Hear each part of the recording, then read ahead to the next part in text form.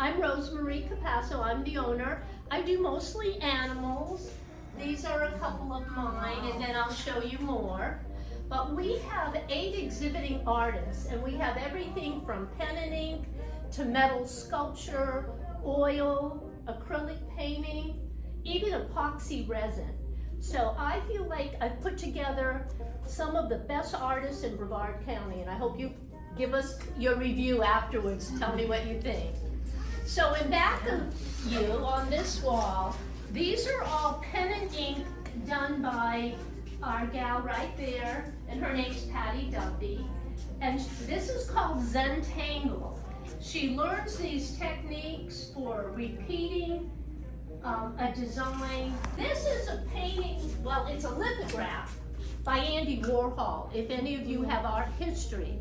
So I saw it first in the Bozeman Museum in Bozeman, Montana. Oh. And so I was able to get it on an auction site, and it's a lithograph, so yeah.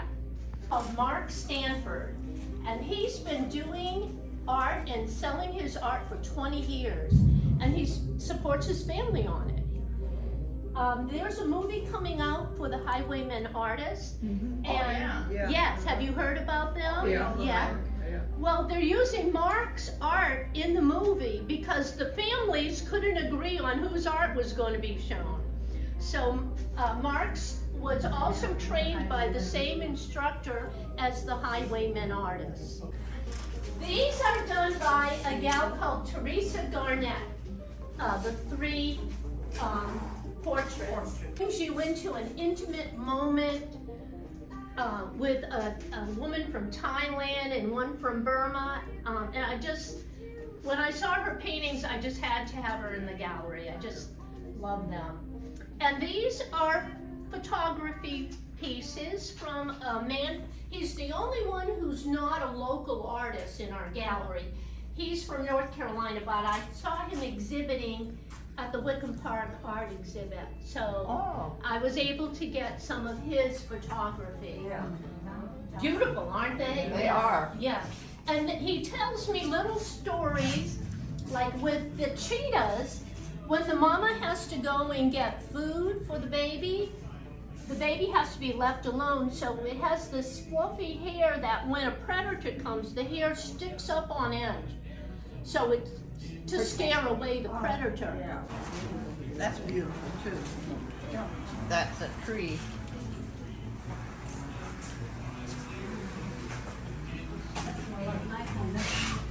I like that. So in this room we have epoxy resin. All of these are epoxy resin done in multi layers by Zedra Delaney. She's a beautiful gal. She's from Lithuania, but lives locally now. And this I like to copy artists to try and figure out where I'm going as an artist. I think if you want to grow, you have to try different styles. So this is copied after Alphonse Mucha, who was the beginning of women's liberation in Europe, in France. And so I copied the position of the woman in the dragon chair. And then I did what's called Mandela and just gave it my own flair. The serpent was Alphonse, that was from him, so. And she's teaching a 3-week class because this takes layers and layers to do. But she's teaching a 3-week class on it. Now her cutouts, those faces, she actually watercolors them first. Finishes with the beautiful flowers. So it's many steps as well. Yeah. Wow. Yeah. And you get more so like, much more. Yeah. In this room, this is my collection of all the critically endangered animals worldwide. I get my information from the World Wildlife Foundation. So all of these are on the critically endangered animal list. And sometimes I show why they're endangered. For example, the tiger, his habitat is being destroyed.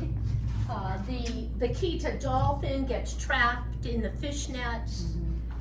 the jellyfish. Actually, the two turtles are the two turtles that are off our shores, the hawksbeak turtle and the leatherback. And they both eat jellyfish, which is good for us because we don't want those all over the beach.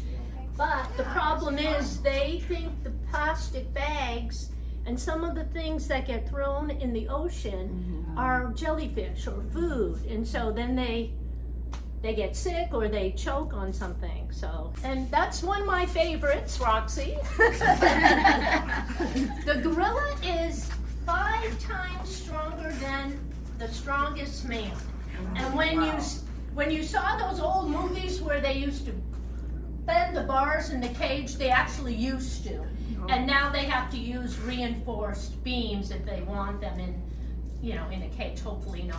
But anyways, the reason they're endangered is people go into their territory. They need a 7-mile radius to forage for food, to mate, to do their business.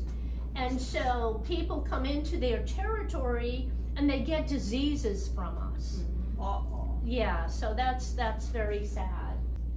And this is the porpoise, the Yangtze River porpoise. That's from Asia. Yep.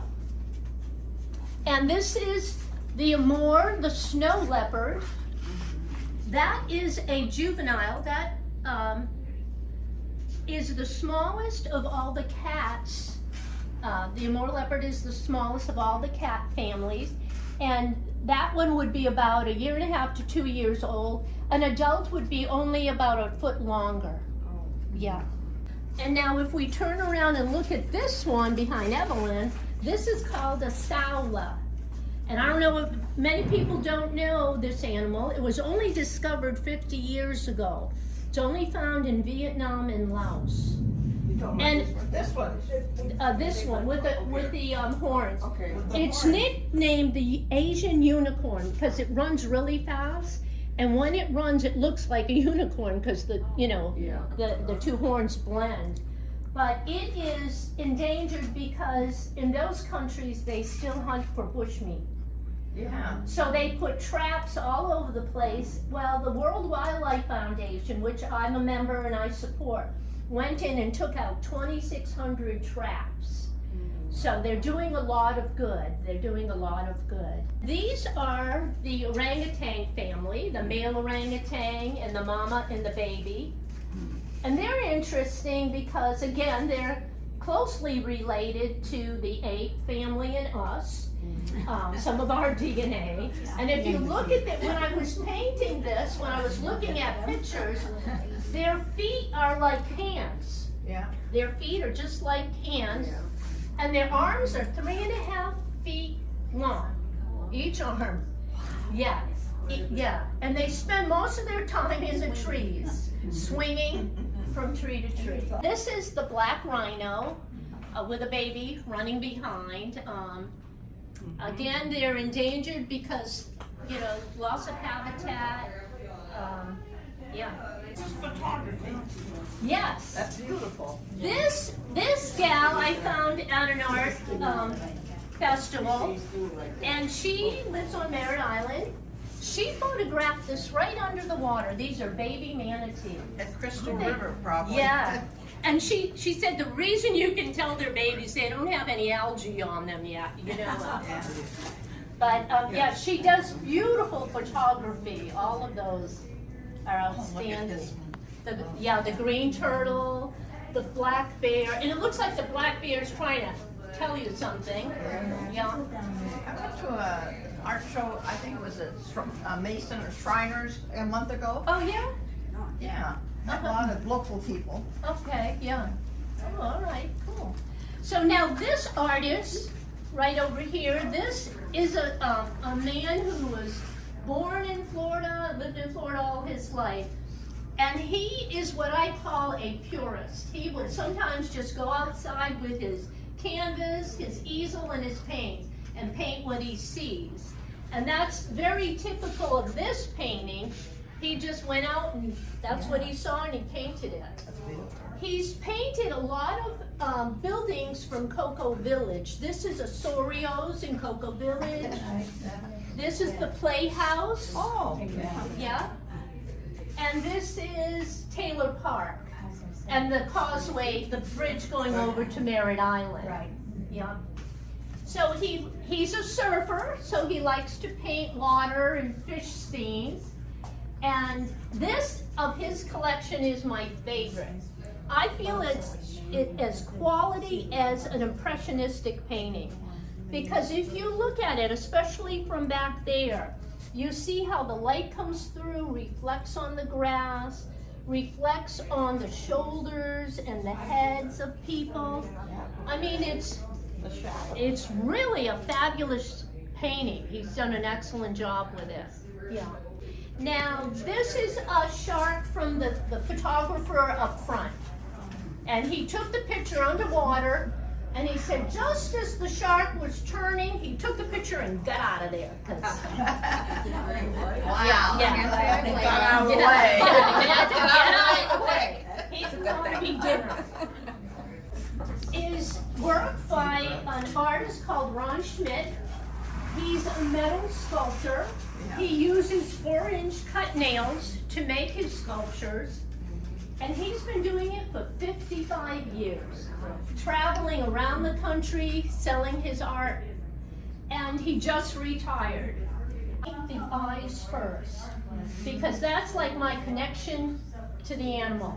It's like, I feel like I give it the soul. That's just how I feel about it. Eyes are the window to the soul. They are indeed. Everything has a story. Isn't that what artists are all about? When my husband retired, I told him I'm retiring from cooking. Oh, well. And it took me a while because, you know, when you're used to cooking, it's really hard to get out of that habit. So I started by cutting down, okay, only 2 or 3 meals a week. Then it was 1 meal a week. And all of a sudden, I'm not cooking anymore.